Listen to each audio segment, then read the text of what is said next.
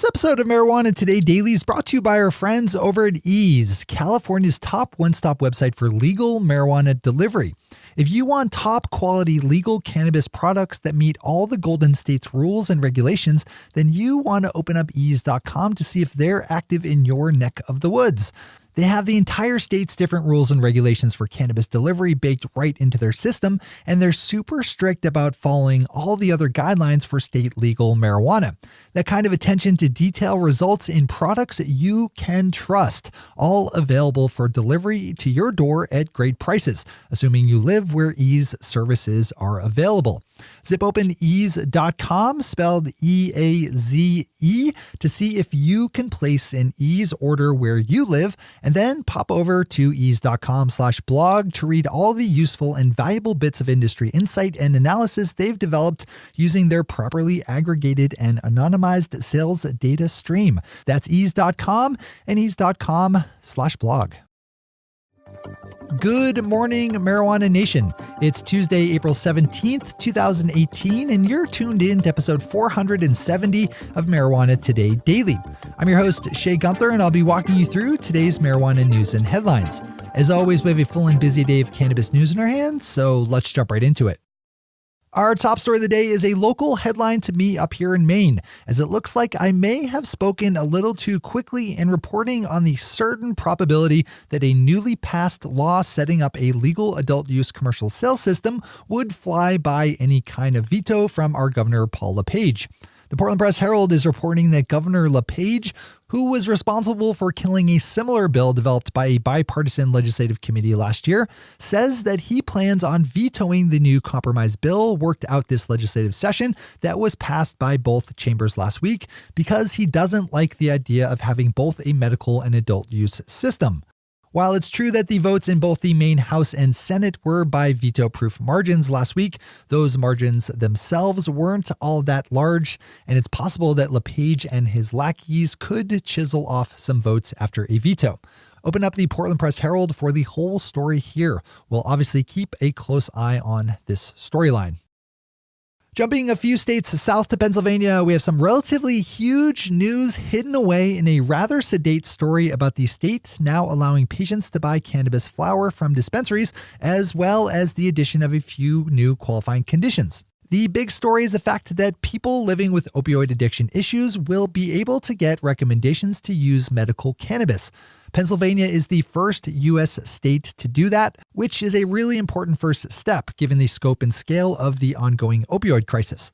The other bits in the story are positive too, as previous to Monday's announcements, Keystone State patients could only purchase processed forms of cannabis like oils and tinctures, which come at a higher cost than just straight flower. Besides opioid addiction, the other qualifying conditions to be added to Pennsylvania's list were cancer remission therapy, spastic movement disorders, and neurodegenerative diseases.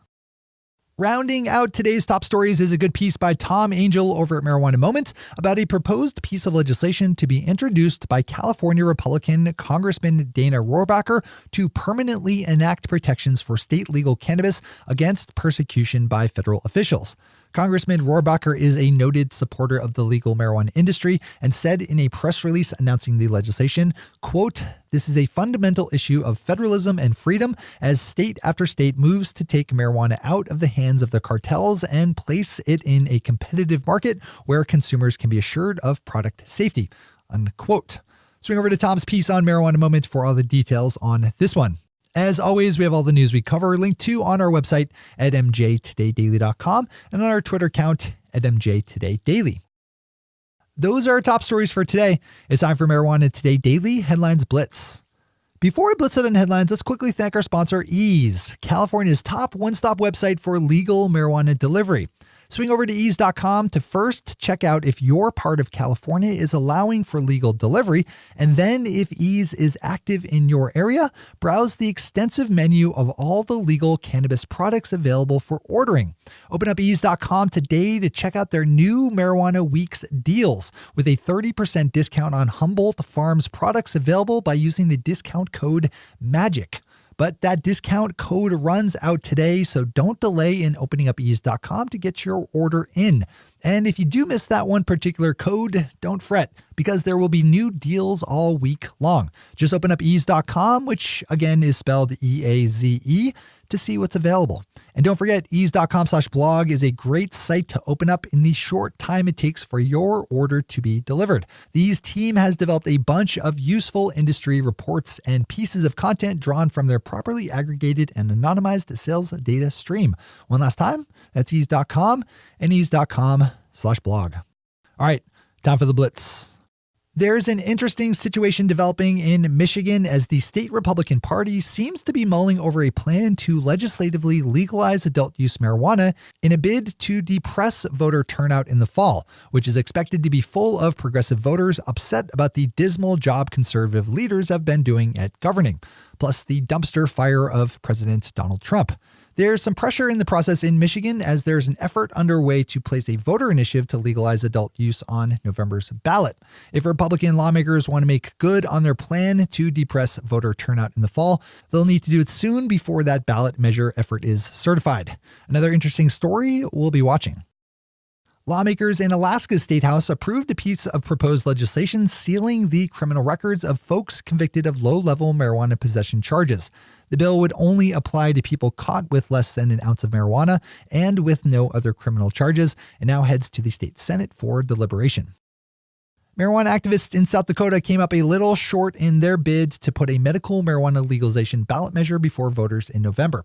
It takes just under 14,000 signatures to get on the ballot in South Dakota, and unfortunately, the effort to push medical cannabis was only able to turn up 9,470 valid signatures. Tom Angel over at Marijuana Moment has another story in today's headlines with a piece up about a debate that took place on Sunday night between Republican nominees for one of Indiana's U.S. Senate seats. The big news here is that the fact that medical marijuana was discussed at all and that it was done so in a relatively nuanced way, with each of the three candidates expressing some measure of support. Open up Tom's piece for video and more context and background details. Arbor, Michigan will halt their accepting of applications to open up a medical marijuana dispensary after receiving more than 30 applications. A quick bit of disclosure on this one, as our sponsor, the Home of Medicine, is a medical dispensary located within the city. Last night, the Ann Arbor City Council approved a resolution by a vote of 11-0, imposing a 60-day moratorium on taking new applications. Swing over to MLive for all the details on this one, should you be involved in the Ann Arbor scene. Marijuana Business Daily's chart of the week nicely shows the long, slow slog that Minnesota's medical marijuana system has gone through over the last year, as the number of registered patients has grown from just under 5,000 last March to just under 10,000 this March at 9,483. Minnesota has 2 licensed medical marijuana providers who have struggled to attain financial sustainability due to those low number of registered patients. As they always do, Marijuana Business Daily has a good bit of accompanying information to their chart, so another one to click over to. And finally for today, SB Nation has a fantastic long-form write-up looking at the use of marijuana within the world of sports. With marijuana and professional sports overlapping more and more these days, the friction of cannabis's federal illicit status is causing a lot of interesting storylines all over the sports newsphere. I reported yesterday on a professional soccer team in Nevada that just signed a sponsorship deal with a legal marijuana dispensary and said that their players are free to consume cannabis as long as it doesn't negatively impact their play on the field. SB Nation's story takes a good look at some former players getting into the legal marijuana industry and at the use of cannabis as a medicinal aid by athletes looking for faster recovery. In a day with lots of good stories to read in full, I'd add this one to the list. Those are the headlines and news for the day. I'll be back with you again tomorrow morning with another information-packed episode of Marijuana Today Daily. But in the meantime, if you have any stories to share or feedback to give, zip us an email to headlines@mjtodaydaily.com. And while you're clicking around the interwebs, swing over to our Twitter account at mjtodaydaily and visit our website at mjtodaydaily.com to find links to all the news we cover. Thanks to our sponsor, Ease, and to all of our awesome patron listeners for the support that makes this show possible. To join the illustrious ranks of the patron listeners yourself, swing over to our website at mjtodaydaily.com and click on that big blue button at the top of the page that says Become a Patron. I'm your host, Shay Gunther. Thanks for tuning in and starting your day with marijuana today.